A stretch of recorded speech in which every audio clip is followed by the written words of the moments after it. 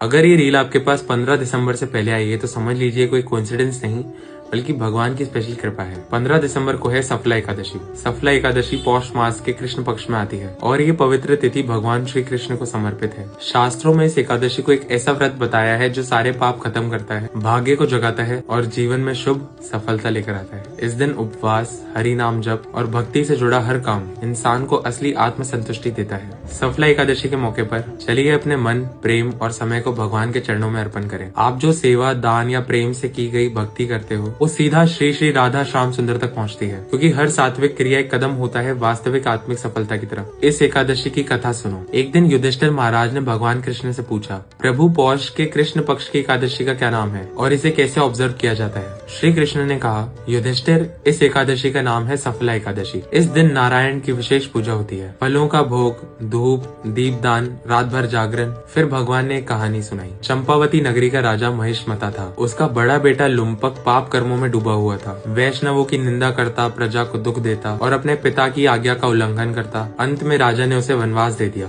One में लुम्पक रात को चोरी करता, दिन में पशुओं को मार के जीविका चलाता। वो एक पुराने बरगद के नीचे रहता। उसे पता नहीं था वो वृक्ष भगवान वासुदेव को अत्यंत प्रिय है। सफला एकादशी की रात आई। तेज ठंड के कारण वो पूरी रात जागता रहा। सुबह भी बेहाल था। खाने के लिए वो जमीन पे गिरे कुछ फल ही उठा पाया। शाम होने पर उसने वो फल बरगद के नीचे रखे और रोते हुए बोला, हे हरि, मुझ पर कृपा करो और इन फलों को स्वीकार करो। उसने बिना जाने अनाज नहीं खाया, रात भर जागरण किया, फल अर्पण किए, यानी पूरा एकादशी व्रत हो गया। भगवान मधुसूदन उसकी सच्ची विनम्रता से प्रसन्न हुए। अगली सुबह एक घोड़ा उसके पास आया और आकाशवाणी हुई, लुम्पक, सफला एकादशी के पुण्य से तुम्हारा राज्य तुम्हारी प्रतीक्षा कर रहा है। वो तत्काल एक सुंदर तेजमयी राजकुमार बन गया। पिता से मिलकर उसने राज्य संभाला और भक्ति के मार्ग पर चल पड़ा। अंत में श्री कृष्ण कहते हैं, जो लुम्पक की तरह विनम्रता से मेरे पास आता है उसके दुख और पाप मैं दूर करता हूँ। सफला एकादशी का व्रत जानकर रखो या अनजाने में, मुक्ति देता है और वैकुंठ का मार्ग प्रकट करता है। एकादशी कैसे रखनी है? निर्जला व्रत, न जल न अन्न, पूरे दिन का स्ट्रिक्ट उपवास। फलाहार व्रत,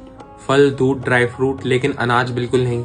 आप अपनी क्षमता के हिसाब से व्रत रख सकते हो। क्या करना जरूरी है? सुबह जल्दी स्नान करके साफ कपड़े पहनो, चैंटिंग करो। अगर निर्जला नहीं कर रहे, सात्विक भोजन, भगवत गीता का पाठ, कपड़े, भोजन, पानी इत्यादि का दान कर सकते हो। अगले दिन सही मुहूर्त पे व्रत तोड़ना। क्या नहीं करना है? तामसिक भोजन नहीं खाना है, फल दूध को भी ज्यादा नहीं खाना, चुगली, गुस्सा, बहस से दूर रहना है, दिन में सोना नहीं है, नॉनवेज और एल्कोहल से पूरी तरह दूर। अगर आपको सफला एकादशी से रिलेटेड पूरी डिटेल्ड इन्फो चाहिए तो आप मेरी स्टोरी पर दिया हुआ लिंक चेक कर सकते हो।